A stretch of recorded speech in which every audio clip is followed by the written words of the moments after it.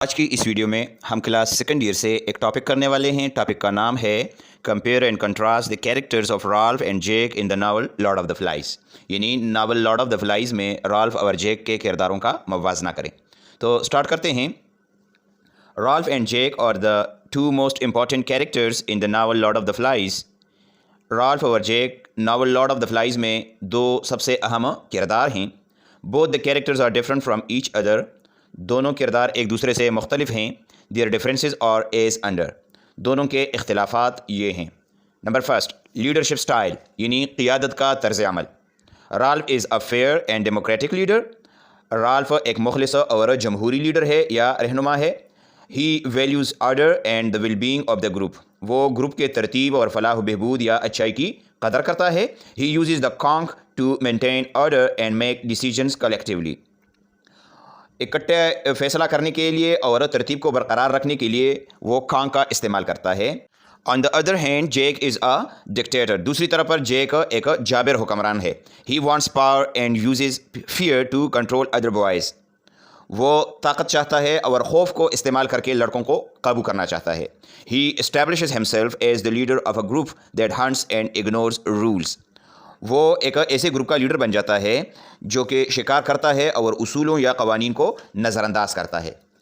Point number second, priorities, یعنی ترجیحات۔ Ralph's main focus is the signal fire and rescue of the boys, Ralph کی توجہ آگ جلانے اور لڑکوں کو نجات دلانے پر ہے۔ He wants to keep the fire going on to attract the attention of the passing ships, وہ آگ کو مسلسل روشن دیکھنا چاہتا ہے تاکہ گزرنے والے سمندری جہازوں یا کشتیوں کی توجہ حاصل کر سکے۔ On the other hand Jack prioritises hunting and having fun on the island, جبکہ دوسری طرف جیک جزیرے پر کھیل تماشا اور شکار کو ترجیح دیتا ہے۔ پریارٹائزز کے معنی ہے ترجیح دینا۔ He does not care about rescue of the boys, وہ لڑکوں کی نجات یا بچانے پر کی کوئی پرواہ نہیں کرتا۔ He only wants to rule over others, وہ صرف اور صرف دوسروں پر حکومت کرنا چاہتا ہے۔ پوائنٹ نمبر 3، کانفلکٹ ریزولوشن، یعنی لڑائی جھگڑے کو ختم کرنے کا طریقہ کار۔ Ralph tries to solve conflicts through discussion and compromise, Ralph گفتگو یا بحث و مباحثہ اور مصالحت یا سمجھوتے سے تمام جھگڑے کو حل کرنا چاہتا ہے۔ کمپرومائز کے معنی ہے مصالحت یا سمجھوتا۔ He values the boys opinion and seeks agreement, وہ لڑکوں کے رائے کی قدر کرتا ہے اور ان کی رضامندی چاہتا ہے۔ ایگریمنٹ، رضامندی۔ Jack solves conflicts with force and fear, جبکہ جیک جھگڑوں یا تنازع کو طاقت اور خوف سے حل کرنا چاہتا ہے۔ He uses violence to maintain his authority, وہ اپنے اختیارات کو برقرار رکھنے کے لیے تشدد کا استعمال کرتا ہے۔ پوائنٹ نمبر 4، سمبلزم، یعنی علامتیت۔ Ralph symbolizes civilization and order, Ralph تہذیب اور ترتیب کی علامت ہے۔ He represents the desire for values and rescue of the boys, وہ قوانین کا خواہش مند ہے اور بچوں کو نجات دلانے کا خواہش مند ہے یا ان کو بچانے کا خواہش مند ہے۔ آن دا ادر ہینڈ، جبکہ دوسری طرف جیک سمبلائزز سیویجری اینڈ کائس، جیک بربریت اور افراتفری کی علامت ہے۔ سیویجری کہتے ہیں بربریت کو، کائس کہتے ہیں افراتفری کو۔ He represents violence and the loss of civilization, وہ تشدد اور کوئی ہوئی تہذیب کی نمائندگی کرتا ہے۔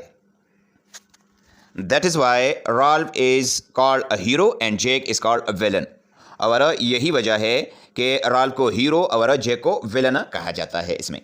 اوکے جی، پوائنٹ نمبر 5، کیریکٹر ڈیولپمنٹ، یعنی کردار کی ترقی یا کرداروں میں تبدیلی کا آنا۔